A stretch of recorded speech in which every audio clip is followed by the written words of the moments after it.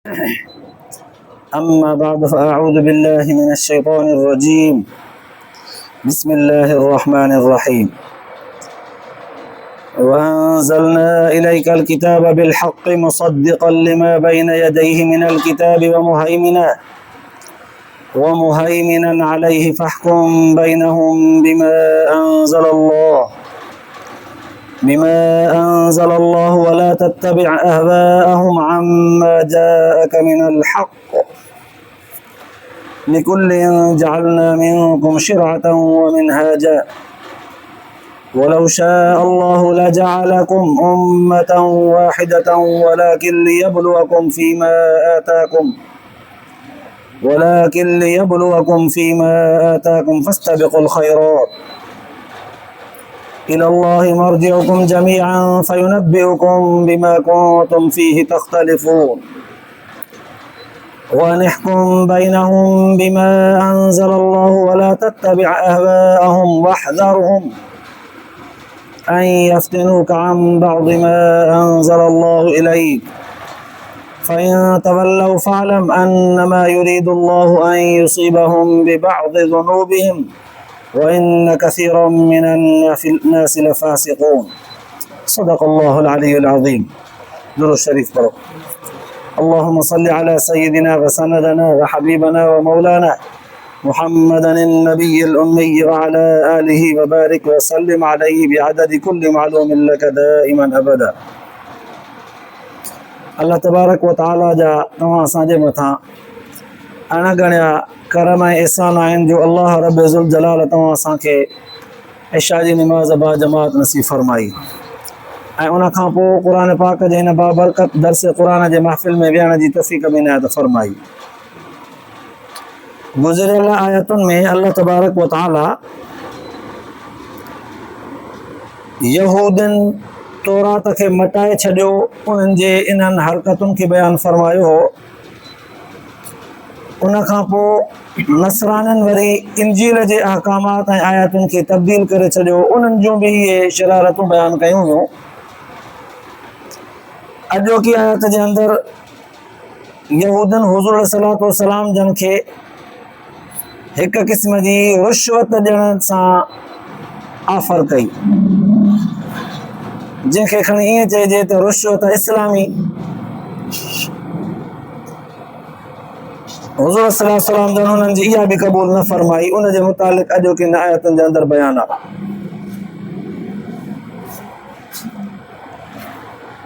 रिवायतुनि जे अंदरि ईंदो आहे त हिकु दफ़े यहूदिन जा अहले इल्म माण्हू हुज़ूर सलातो सलाम जन वटि अची पेश थिया ऐं तव्हांखे मालूम बि आहे त जीअं मुहद्दिसनि लिखियो आहे त यहूदिन में अक्सरियत हिक तबके में उलमा जी हुई जिन तौरात खे मटाए छॾियो, अहकामात खे तब्दील करे छॾियो। हुज़ूर सलातो सलाम जन वटि हिकिड़े दफ़े अची करे हाज़िर थिया, चवण लॻा त साईं असांजे इन्हनि मुश्किल मसइलनि जो हल तव्हां वटि आहे, तव्हां असांजे मसइलनि जो फ़ैसिलो कयो। मसलन शराब जी सज़ा, चोर जी सज़ा, ज़ानीअ जी सज़ा, असांजे सोच मुताबिक़ तव्हां कयो, असां फ़ैसिलो क़बूल कंदासीं। पोइ उन में तव्हांखे इहो फ़ाइदो थींदो त जॾहिं तव्हां असांजे सोच मुताबिक़, असांजे मर्ज़ीअ मुताबिक़ फ़ैसिलो कयो न, पोइ असां मुस्लमान थींदासीं। ऐं तव्हांखे ख़बर आहे त आस पास जे क़बीलनि में असांजो वॾो असरु आहे। असां पुराणा मशहूरु मज़हबी माण्हू आहियूं ऐं असांजी हिकिड़ी माण्हुनि में अहमियत आहे, अक़ीदत आहे। तव्हां फ़ैसिलो असांजे मुताबिक़ ॾींदव त असां मुस्लमान थींदासीं। पोइ असांजे मुस्लमान थियण जे करे अक्सर माण्हू यहूदियुनि जा मुस्लमान थी पवंदा ऐं तव्हां ख़ुदि चाहियो था त यहूदी मुस्लमान थियनि, त पोइ महिरबानी कयो फ़ैसिलो असांजे मर्ज़ीअ मुताबिक़ कयो। ऐं हालांकि हुननि जी मर्ज़ी उहा ज़ाती हुई, तौरात में बि मसाइला ईअं लिखियल कोन आहे। क़ुर पाक त तौरात जे मसइलनि जी बि तस्दीक थो करे ऐं इंजील जे मसाइल जी बि तस्दीक थो करे। तौरात में भी इंजील में भी जेके मसाइल हुया क़ुर पाक में साॻा ई आहिनि। थोरो थोरो फुरोई फ़र्क़ु आहे, पर हुननि जी मर्ज़ी हुई त तौरात ऐं इंजील जे मुताबिक़ बि न, क़ुर पाक जे मुताबिक़ बि न, असांजे मर्ज़ी जे मुताबिक़ फ़ैसिलो थिए। इहा हिकु क़िस्म जी रिश्वत पिया ॾियनि त असां पोइ मुस्लमान थियूं। ग़लति फ़ैसिलो हुजे असांजे मर्ज़ी जे मुताबिक़, शरीयत खां सवाइ असांजे मर्ज़ी जे मुताबिक़ हुजे, पोइ मुस्लमान थींदासीं। अहिड़े इस्लाम जी ज़रूरत कहिड़ी आहे जेके सदाईं चवनि त गैर इस्लामी फ़ैसिलो असांजे मर्ज़ीअ जो ॾियो पोइ मुस्लमान थिए। मुस्लमान त क़ुर जो ताबियो आहे न, मुस्लमान त शरीयत जो पाबंद आहे। चवे त मां मुस्लमान बि थियां थो पर मर्ज़ी मुंहिंजी हले, ईअं कोन थींदो। बहरहाल हुज़ूर सल्लल्लाहु अलैहि वसल्लम जन वटि इहो अची करे हिननि मुतालबो कयो। हुज़ूर सल्लल्लाहु अलैहि वसल्लम जन जवाब में फरमायो त मूंखे इहा रिश्वत इस्लामी न खपे। मां ग़लति फ़ैसिलो ॾियां पोइ मूंखे उन जे एवज़ में तव्हां मुस्लमान थी मिलो, इहा रिश्वत आहे इस्लामी।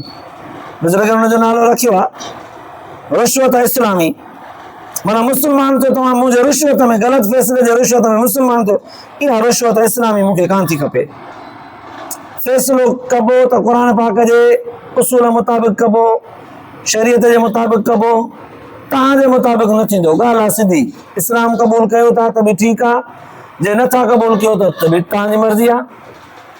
अलाह ताला वॾो आहे। जॾहिं हुज़ूर सल्लल्लाहु अलैहि वसल्लम जन हुननि खे ठोस पंहिंजो फ़ैसिलो ॿुधाए छॾियो त मां जेको फ़ैसिलो कंदुमि उहो क़ुर पाक जे मुताबिक़ हूंदो। अल्लाह तबारक व तआला क़ुर पाक जूं हीअ आयतूं नाज़िल फरमाए हुज़ूर सल्लल्लाहु अलैहि वसल्लम जन जे इन फ़ैसिले जी ताईद बयानु कई। सोना असां तव्हांजे फ़ैसिले जी ताईद था कयूं, सही आहियो।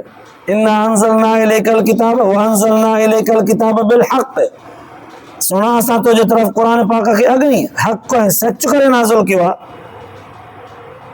मुसद्दिक़न लिमा बैन यदैहि, क़ुर पहिरियां खां ई तमामु तर उलूमनि जो जामे हिकु मज़बूत किताब आहे ऐं एॾो हक़ ऐं सच जो किताब आहे जो ज़रे बराबरि ला रैब फ़ीह, इन में कंहिं बि क़िस्म जो शक कोन्हे। सोना क़ुर पाक बि तुंहिंजे मथां असां हक़ ऐं सच वारो मज़बूत किताब नाज़िल कयो आहे। ऐं इन किताब जी हिकिड़ी ख़ुसूसियत हीअ बि आहे मुसद्दिक़न लिमा बैन यदैहि मिनल किताब, इन्हनि यहूदनि वटि जेको हथ में तौरात आहे इन्हनि जे किताब जी बि तस्दीक़ थो करे त तौरात सचो। हा अगरचे हिननि हाणे मटाए छॾियो आहे, पर जंहिं वक़्तु नाज़िल थियो जंहिंजो नालो तौरात हो उहो सचो हो। हिननि मटायो आहे, उनजो नालो तहरीफ शुदा तौरात आहे। असुल ओरिजिनल तौरात नहीं, तौरात ओरिजिनल सचो हो। क़ुर चवे तो सचो हो।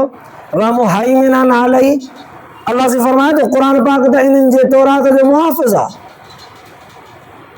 इन्हनि जे तौरात जो मुहाफ़िज़ आहे। हिननि अहकाम तौरात जा मटाए छॾिया आहिनि। क़ुर ॿुधाए थो त इन्हनि जा मटायल अहकाम असुल में हीअं हुया। माना तौरात खे पंहिंजे असुल शक्ल ते आणण जे लाइ बि क़ुर पाक तौरात जी हिफ़ाज़त पियो करे। मुहाइमिनन अलैहि, क़ुर हिन जो मुहाफ़िज़ बि आहे। फ़हकुम बैनहुम बिमा अंज़लल्लाह, तो अल्लाह से फरमाए तो सोना नबी इन्हनि जे विच में फ़ैसिलो कयो बि न त बि उन तरह सां हमेशह जे लाइ फ़ैसिलो उन तरह सां कंदा रहिजो जंहिं तरह सां असां तव्हांजे मथां क़ुर पाक नाज़िल कयो आहे। क़ुर पाक जे उसूल मुताबिक़ फ़ैसिलो कंदा रहिजो ऐं तव्हांजा फ़ैसिला सही। वला तत्तबि अहवाअहुम अम्मा जाअक मिनल हक़, इन्हनि जे ग़लति रवश खे वठी करे मतां हक़ खां दूर थींदा वञो, हिन जी ताबेदारी कंदा वञो था। हक़ खां परे न थिजो, हक़ ते मज़बूत थी रहिजो ऐं इन्हनि जो चयो बि न वठिजो। इन्हनि जो चयो वठंदव त ऑटोमेटिकली तव्हांखे दीन तां फेराइण जी कोशिशि था कनि, फेराए ईंदा। ईअं न त हक़ खां फिरी वञो ऐं हिन जी ताबेदारी में लॻी वञो, ईअं न थिए। पोइ हाणे अल्लाह तबारक व तआला एतिरनि अल्फाज़नि ताईं त ॼण हुज़ूर सल्लल्लाहु अलैहि वसल्लम खे तसल्ली ॾिनी त तव्हांजो फ़ैसिलो हिन वक़्त ताईं जेको हुयो सही, आइंदा बि मज़बूत रहिजो। हाणे इन आयत जे ॿिए हिसे में अल्लाह ताला यहूदनि सां मुखातिब आहे। हिननि खे भला क़ुर पाक जे फ़ैसिलनि ते एतिराज़ छो आहे? अल्लाह सां यहूदनि सां मुखातिब आहे। तव्हांखे तौरात जो फ़ैसिलो बि नथो वणे, नसराननि खे इंजील जो बि नथो वणे, क़ुर पाक जो फ़ैसिलो बि तव्हांखे क़बूल कोन्हे, तव्हांखे पंहिंजे मर्ज़ीअ जा खपनि। हालांकि लिकुल्लिन जअलना मिनकुम शिरातम व मिनहाजा, हर हिकु उम्मत खे असां अलॻि अलॻि किताब ॾिनो आहे, पंहिंजो पैगम्बर ॾिनो आहे। उन्हनि जे लाइ शरीयत दस्तूर अलॻि आहे, उन्हनि जे लाइ रस्तो तरीक़त अलॻि आहे। अलॻि अलॻि असां तव्हांखे ॾिनो आहे, हर मख़लूक हर उम्मत खे ॾिनो आहे। पंहिंजे पंहिंजे नबीअ जे दौर में उन्हनि खे नबीअ जे वास्ते सां असां तालीम, तरबियत, दुस्तूर, शरीयत, तरीक़त, रस्तो सभु शइ असां अलॻि अलॻि ॾिनी आहे। पोइ हिननि खे एतिराज़ छो आहे त क़ुर पाक में हीअं न आहे, हीअं हुजणु घुरिजे। पोइ अलाह तबारक व तआला फरमाए वलौ शा अल्लाहु लजअलकुम उम्मतन वाहिदा, अल्लाह ताला जेकॾहिं चाहे हा त तव्हां सभिनी खे हिकु उम्मत करे हिकु किताब जो ताबेदार करे छॾिया। पर अल्लाह ताला ईअं जो न कयो आहे त अल्लाह ताला जो हिन में हज़ारे हिकमतूं आहिनि, हज़ारे हिकमतूं आहिनि। साईं थोरियूं ॿुधायो कहिड़ियूं हिकमतूं आहिनि भला? अलॻि अलॻि किताब ॾेई करे, अलॻि अलॻि शरीयत, अलॻि अलॻि तरीक़त, अलॻि अलॻि दुस्तूर ॾेई करे कहिड़ी अल्लाह तबारक व तआला हिकमत रखी आहे। क़ुर पाक उनखे थोरनि लफ़्ज़नि में बयानु फरमायो वलाकिन लियब्लुवकुम फीमा आताकुम, जीअं तव्हांखे आज़माए त तव्हांखे जेको रब तरीक़ो ॿुधायो आहे उन ते हलो था या न। आदम अलैहिस्सलाम जे शरीयत में मसाइल तमामु नरम आहे। अॻिते हलंदे हलंदे हलंदे बनी इसराइल वटि, बनी इसराइल ताईं कुझु नरम आहे, वरी बनी इसराइल जे दौर में तमामु सख़्तु थी विया, एॾा सख़्तु। हाणे आदम अलैहिस्सलाम जे दौर में क़ुर्बानी जे क़बूल थियण जो अंदाज़ तव्हां ॿुधो, जबल ते रखी अचो, आसमान खां बाहि ईंदी, जंहिंजो क़बूल पवणो हूंदो अल्लाह ताला जे नज़र में उनखे आसमान खां बाहि साड़े वेंदी। उहो ख़ुशि थिए त मुंहिंजो क़बूल पियो, मुंहिंजो माल बि सही हो, हलाल जी कमाई हुई, रब वटि मक़बूल तॾहिं वियो। जंहिंजो आसमान खां बाहि जंहिंजे माल खे साड़े न वञे, छॾे वञे, उहो सही रोए रड़े, रुसवा बि थिए, ख़्वार बि थिए, भले सोचे त मुंहिंजो माल हराम जो आहे, मां रुसवा बि थियुसि। पोइ हाणे हिकु तरफ़ खां ॼण त उहो दीन तां फिरी वञे, भॼी वञे, मोटी वञे, या सुधरण जे लाइ वधीक दिलचस्पी करे वञूं, सख़्तु हिकिड़ियूं करियूं अल्लाह तबारक व तआला जी तरफ़ खां हिकिड़े क़िस्म जूं नवाज़शूं बि हुयूं ऐं अल्लाह ताला जूं इंसाननि जे मथां हिकिड़ियूं ख़ुसूसियतूं बि हुयूं। वरी ॾोहनि जे बावजूदि, गुनाहनि जे बावजूदि अल्लाह तबारक व तआला तौबा क़बूल थो करे। बनी इसराइल वारनि जी ईअं त फ़क़्तुलू अनफुसकुम, हिक ॿिए खे क़त्ल कयो त पोइ जेके मरी विया हुननि जी तौबा क़बूल, जेके बचा ज़ख़्मी थी हुननि जी बि तौबा क़बूल, पर विढ़ो हिक ॿिए सां पोइ साईं हथ खणी करे हीअं रोऊं था, रड़ूं था, माफ़ी था कयूं त न न ईअं कोन मिलंदी तव्हांखे माफ़ी, भले मारियो हिक ॿिए खे, मुंडियूं लाहियो हिक ॿिए जूं, भले पोइ सख़्तु फ़ैसिला। पर उम्मत मुहम्मदी जे लाइ अल्लाह तबारक व तआला फरमायो तूबू इलल्लाहि तौबतन नसूहा, हथ खणी करे त छा हथ बि तुंहिंजा हेठि हुजनि, कंहिंखे ख़बर बि न हुजे, माण्हू जे मजमे में वेठो हुजे, कंध रुगो झुकाए करे, भले तुंहिंजो कंध बि झुकियल न हुजे, दिलि ई दिलि में जीअं रुगो रब जे ज़ात खे हाज़िर नाज़िर ॼाणे करे, पंहिंजे कोताहिनि खे मदे नज़र रखी करे इक़रार कर मुंहिंजा रब साईं मां ॾोही आहियां, तुंहिंजे दर खां सवाइ ॿियो कहिड़ो दर आहे जेको मूंखे जिथां माफ़ी मिलंदी। अल्लाह साईं तूं ई हाजत रवा, तूं ई मुश्किल कुशा। ईअं बसि दिलि जे दर्द सां रब खे पुकारे सचो थी तौबा करे, अल्लाह साईं फरमाए फ़इन्नल्लाह गफ़ूरुर रहीम, मां बख़्शनहार ज़ात आहियां, रहम कंदड़ ज़ात आहियां, माफ़ी घुरी त ॾिसे कोई। तव्हां एॾा वॾा फ़ैसिला अल्लाह जी फरमाए थो यहूदियुनि खे सेखारींदे लिकुल्लिन जअलना मिनकुम शिरअतन व मिनहाजा, असां हर हिक खे पंहिंजो पंहिंजो तरीक़ो ॾिनो आहे, पंहिंजी पंहिंजी शरीयत ॾिनी आहे, पंहिंजी पंहिंजी तरीक़त ॾिनी आहे, तव्हांखे भला एतिराज़ छो आहे? तव्हां मञो तव्हांखे पंहिंजो आहे, मुस्लमाननि खे पंहिंजो आहे, यहूदियुनि खे पंहिंजो, नसराननि खे पंहिंजो, बनी इसराइल खे पंहिंजो, आदम अलैहिस्सलाम, नूह अलैहिस्सलाम खे पंहिंजो, उम्मत मुहम्मदीअ खे पंहिंजो आहे।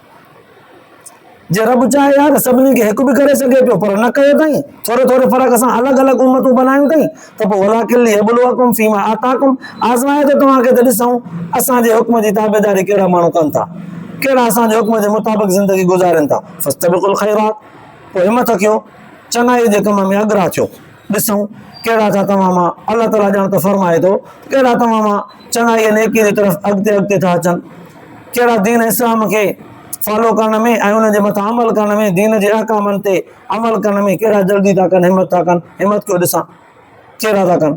इलल्लाहि मर्जिउकुम जमीआ, तव्हांजो मोटणु त हिकु न हिकु ॾींहुं असांजे तरफ़ ई आहे, सभिनी खे सभु जो सभु तव्हां अल्लाह ताला ॾांहुं मोटंदव। फयुनब्बिउकुम बिमा कुंतुम फीहि तख़्तलिफ़ून, अल्लाह जी फरमाए थो पोइ तव्हांखे मां पाण ॿुधाईंदुसि त तव्हां कहिड़ा कम कंदा आहियो, कहिड़ियुनि ॻाल्हियुनि में इख़्तिलाफ़ कंदा आहियो। यहूदी कहिड़ियुनि ॻाल्हियुनि खे वधीक बहितर सम्झंदा मुस्लमाननि जे ख़िलाफ़, ऐं मुस्लमान कहिड़ियुनि ॻाल्हियुनि खे वधीक बहितर सम्झंदा यहूदियुनि जे ख़िलाफ़, या कहिड़ियुनि फालतू ॻाल्हियुनि में इख़्तिलाफ़ करे क़ौम में फ़साद फैलाए छॾियऊं। अल्लाह जी फरमाए थो पाणे तव्हांखे मां ख़बर ॾींदुसि त तव्हां दुनिया में कहिड़ियुनि ॻाल्हियुनि ते इख़्तिलाफ़ कंदा आहियो ऐं हक़ ते कहिड़ो, सच ते कहिड़ो, पाण ॿुधाईंदुसि। हाणे हिन हिकिड़ी आयत में, आयत नंबर 48, आयत नंबर 48 सूरत माइदा जी 6 सिपारो, अल्लाह तबारक व तआला इन आयत में यहूदन जे मुसलमान थियण जे लालच में फ़ैसिले ग़लति वठण वारी जेका रुश्वत हिकिड़ी इस्लामी सॾिजे थी उहा जो हुज़ूर जन क़बूल न कई त उनजी ताईद हिन आयत में ॼण त अल्लाह ताला बयानु फरमाई ऐं ॿिए तरफ़ खां यहूदन खे तंबीह बि करे छॾी ऐं हर हिकु उम्मत जे लाइ पंहिंजो पंहिंजो अलॻि शरीयत ऐं दीन हुजणु उन जे लाइ पंहिंजे हिकमत जो हिकिड़ो उसूल बि बयानु करे छॾियो। ज़ाहिरी तौर ते बयानु इहो आहे, पर गहरी नज़र सां ॾिसिजे थो त अल्लाह तबारक व तआला सेखारे छॾियो आहे त कोई माण्हू शरीयत जे ख़िलाफ़ कदम खणी पोइ चवे थो त मूंखे राज़ी करण जे लाइ इहो कमु हीअं कर त पोइ मां मुस्लमान थियां, मां मुस्लमान खे मञां। हिकिड़ो भेरो शराब पीउ पोइ मां मुस्लमान थींदुसि, हिकिड़ो भेरो ज़िना कर पोइ मां मुस्लमान थींदुसि, या हिकिड़ो भेरो मुंहिंजे चवण मुताबिक़ हिकु भेरो फलाणो माण्हू मूंखे तंग थो करे उनखे तूं मार, मिसाल नऊज़ बिल्लाह अल्लाह से पनाह ॾे, इनखे क़त्ल कर, मां तुंहिंजे चवण ते अची मुस्लमान थींदुसि। पोइ को मुस्लमान बेवकूफ़ न थिए त सच पच मां हिकिड़ो दफ़ो भला गुनाह जो कमु हिन जे मर्ज़ीअ ते कयां थो पोइ हीउ वरी अॻिते मुस्लमान थींदो, मुस्लमान कोन थींदो, हिनखे बि गुमराह करे वेंदो। अल्लाह जे नबी सल्लल्लाहु अलैहि वसल्लम जे साम्हूं हेॾा सारा यहूदी वञी करे वाइदो पिया कनि त तव्हां शरीयत जे ख़िलाफ़ असांजे मर्ज़ीअ मुताबिक़ फ़ैसिलो कयो त मुस्लमान थींदासीं। जे उहे पंहिंजे दावा में सचा हुजनि हा त हुज़ूर सल्लल्लाहु अलैहि वसल्लम क़बूल न कंदा, या अल्लाह ताला हुनजी ताईद बयानु छो करे आहे? पोइ मालूम थिए थो त कोई माण्हू संगत में दोस्तीअ में कंहिं गैर मुस्लिम सां दोस्ती यारी आहे पोइ उहो चवे थो त बाबा असांजे मर्ज़ीअ ते यार कॾहिं त असांजो हराम खाधो बि खाईंदो कर, या कॾहिं त असां सां बि सही हल, पोइ असां बि मुस्लमान थी सघूं था अॻिते हली करे। हीअ वरी लालच रखे त भला मां हिन सां थोरो नरम थी उन्हनि जहिड़ो थी वञा, गैर मुस्लिमनि जहिड़ो थी वञा, जीअं मसलन उन्हनि जो रीतियूं रस्मूं जेके थियनि थियूं त्योहार उन्हनि जा जेके मल्हाइजनि था मंदरनि में वग़ैरह वग़ैरह, केक काटजनि था, ऐं जेके बर्थ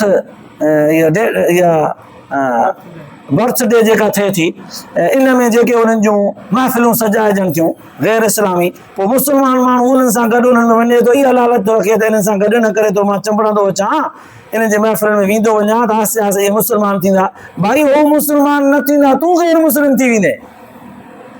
जे हू न बि थियनि त तोखां अल्लाह ताला पुछाणो कोन कंदो, तूं पंहिंजे दीन खे मज़बूत रख। हीअ आयत सेखारे थी त तव्हां पंहिंजे पाण खे मज़बूत रखो, ॿियनि खे मुस्लमान थियण जे लालच में पंहिंजो दीन न विञायो। जंहिं हुजा त सभ खां पहिरियां अल्लाह जा रसूल सल्लल्लाहु अलैहि वसल्लम जन मज़बूत बि हुया, जे हिकिड़ो दफ़ो उन्हनि जे चवण ते ईअं कनि पिया त पोइ हुज़ूर जन खे हू कोन मटाए सघंदा, कॾहिं बि न मटाए सघंदा। हुज़ूर जन सभ खां वधीक मज़बूत आहे, पर कोन जो उन्हनि जो फ़ैसिलो क़बूल कयूं जंहिं मां साबित थियो त अहिड़े क़िस्म जी आफ़र केर बि करे थो क़बूल कान कबी। इन आफ़र खे गैर इस्लामी ऐं इनखे इस्लामी रिश्वत जो नालो ॾिनो वियो आहे। रिश्वत हर आलम नामंज़ूर ऐं हराम आहे। अल्लाह ताला तव्हां असांखे ॿुधण ऐं ॿुधाइण खां पोइ अमल जी तौफ़ीक़ नसीब फरमाए, आख़िरत जे लाइ निजात जो ज़रियो बनाए। आख़िर दावाना अल्हम्दुलिल्लाह रब्बिल आलमीन।